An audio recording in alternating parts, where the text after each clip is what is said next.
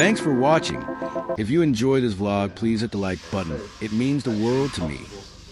Samsonite mic on tour, where this journey began. This vlog is part of the Temple Gong boss, but the road started long before that. Traveling by motorbike across Laos and Thailand on my 150cc Yamaha M-Slaz, visiting hundreds of temples and slowly discovering the sounds that live inside them. Along the way, one thing kept calling me back, the Temple Gong. In this video, I talk about how I discovered gongs, how they're different from other temple instruments, and why their deep, rising tone feels grounding and peaceful after days of riding through mountains, rain, fog, and back roads across northern Thailand, and most of Laos, especially during the wet season. This isn't about performance. It's about presence. It's about slowing down after the road and listening. If you love travel, temples, culture, and mindful moments from Southeast Asia, this channel is for you. Support the journey. Buy me a coffee at Samsonite mic. Like, subscribe and follow both journeys.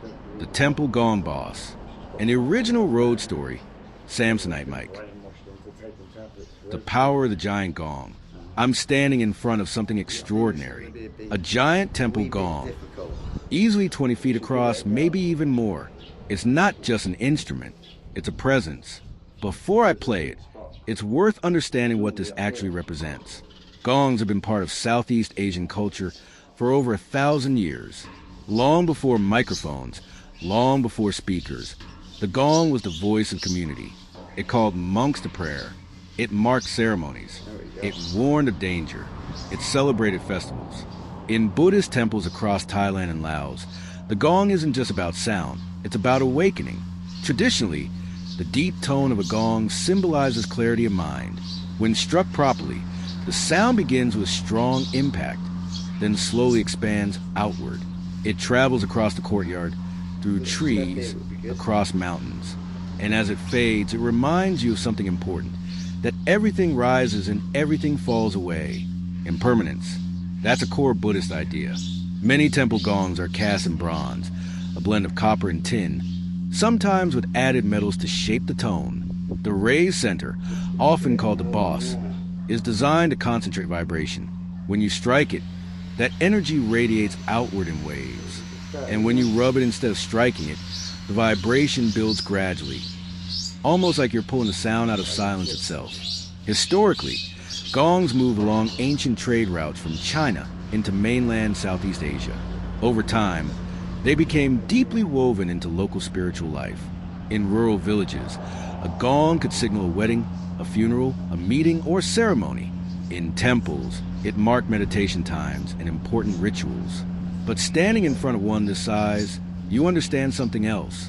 Scale changes everything. A small gong rings. A giant gong resonates. When a gong this big sounds, you don't just hear it with your ears. You feel it in your chest, in your ribs, sometimes even in your feet. The air moves. The ground hums. After riding thousands of kilometers across Laos and Thailand on my motorbike, visiting hundreds of temples, I've seen gongs of every shape and size.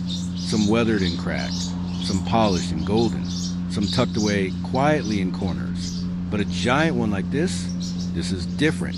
It feels ancient, powerful, grounded, and there's something deeply humbling about standing before it, because you realize this gong has likely been here longer than you. It's seen ceremonies, monks, travelers, storms, sunshine, years passing, and it just waits. It doesn't rush. It doesn't demand attention. It waits for the right moment. In many temples, striking the gong 3 times symbolizes the triple gem of Buddhism: the Buddha, the Dharma, and the Sangha. 3 sounds, 3 reminders, 3 awakenings. But whether you strike it once or let it sink through friction, the purpose is the same: to bring awareness, to call people back to the present moment. That's why gongs feel different from other temple instruments. Bells are sharp and bright. Drums are rhythmic and commanding. But the gong opens space. It creates a pause in the noise of life. For me, after long days riding through mountain fog in northern Laos, through rain-soaked roads and muddy passes, the gong has become something personal. It's grounding. It's steady. It brings me back into my body after hours of motion. And now, Standing in front of one that's 20 feet wide, I know this sound won't just echo through the temple. It will echo through me. So before I strike it or rub it, I take a breath. Because once it sounds, the air will change.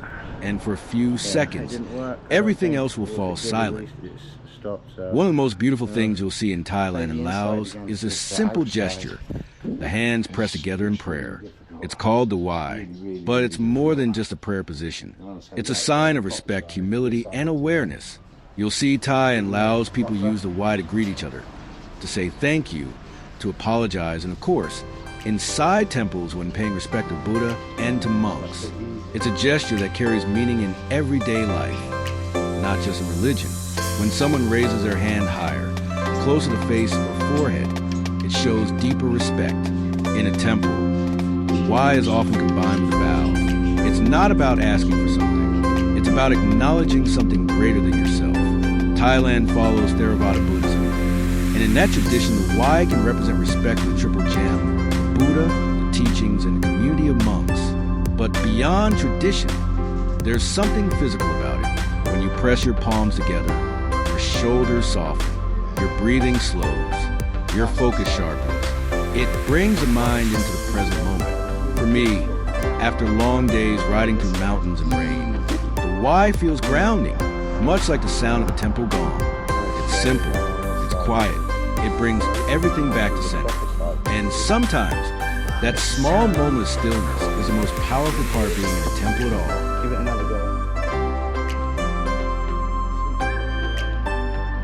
Thanks for watching. Please press the like button if you enjoyed my vlog.